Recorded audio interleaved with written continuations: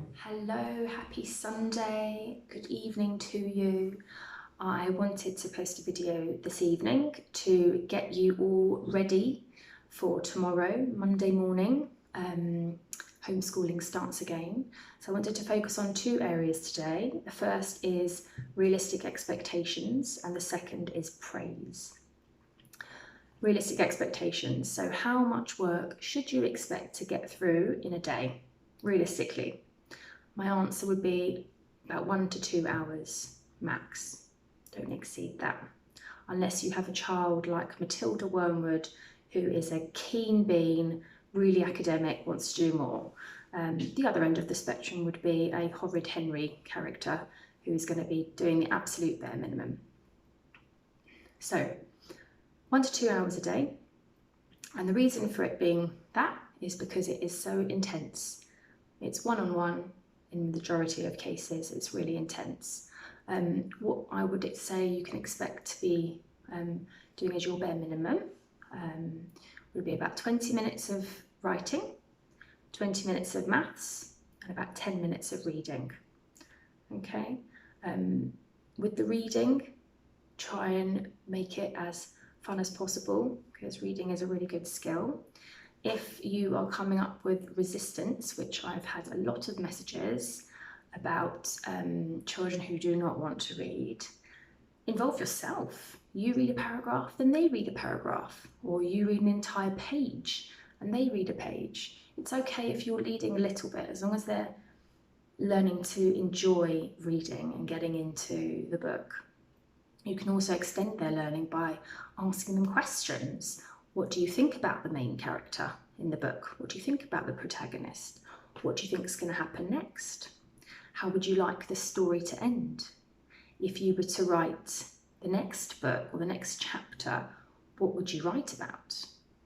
Okay, all of these things just to test their knowledge further and to get their creative juices flowing. In a school classroom, normal in school, with another 29 children, during their 5 hours of learning, whatever it would be, they wouldn't be sitting still for all of that time. They would be getting up and getting books, daydreaming, going to the loo, sharpening their pencils, listening to their teacher, listening to the questions that their friends are asking their teachers and listening to the responses. So the intensity of the work is really broken up throughout their school day. And that's the reason that we have to scale back and have realistic expectations about just how much we can get through with them in a day. So I think 20 minutes of writing, 20 minutes of maths and 10 minutes of reading is realistic. Encourage independent work. So if you can get them set up on a task and try and encourage them to read the question as much as possible, and you don't read it for them, it's really good practice for them for the future to read the questions themselves and try and get an understanding. You might want to talk about it. What's the question asking of you? What do you think you have to do? And let them lead from there. Once they've gone into that activity, you can leave the table, go make yourself a cup of tea, or in my case, a cup of coffee. Go and do the washing up from breakfast or hang up a load of washing, whatever it is that is something that you can leave them so they're independently working. Very, very important skill for them to have. Okay, so encourage independent work. The next thing I want to talk about is praise. Praise is really, really important, especially at this time. Praise them as much as you can, especially when they're working, when they're doing their homeschooling. We all love praise. We all love to be complimented and made to feel good. We're only human, and they really want to please you. They want to make you happy, just like you want to make them happy. They want to do well for you. It also keeps them engaged, and it makes sure that you're listening to them. They, at the moment, really want attention and power. Okay, there's a lot of power struggles going on. I'm going to do another video on behaviour at some point over the next few weeks, but they really want your attention. A lot of you will be nodding, yes, they do. I know mine do.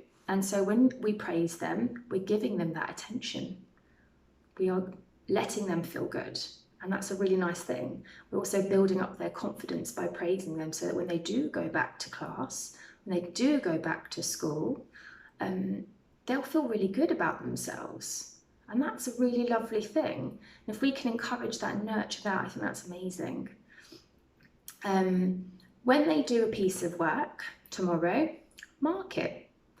Give them feedback. Give them written feedback.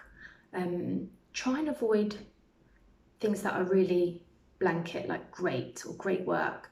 Be specific with your feedback and with your compliments. Really excellent work using capital letters and full stops. Excellent punctuation. Or I really liked your number bonds were fantastic, no errors. Be specific so that they can take away what they've done really well, and again feeding into praise, okay, so they know that they have a strength in a particular area.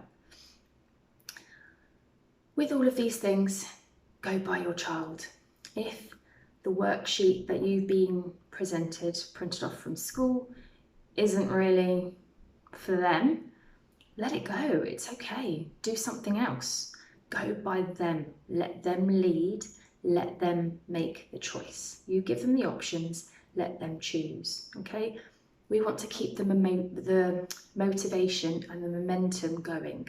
We don't know how long we're going to be homeschooling for. Okay? So let's keep the motivation as high as possible. Keep the joy of learning alive. Okay? That's my advice for tonight. I hope that you all sleep well, and best of luck for tomorrow. You've got this, parents. I know you do. Bye-bye.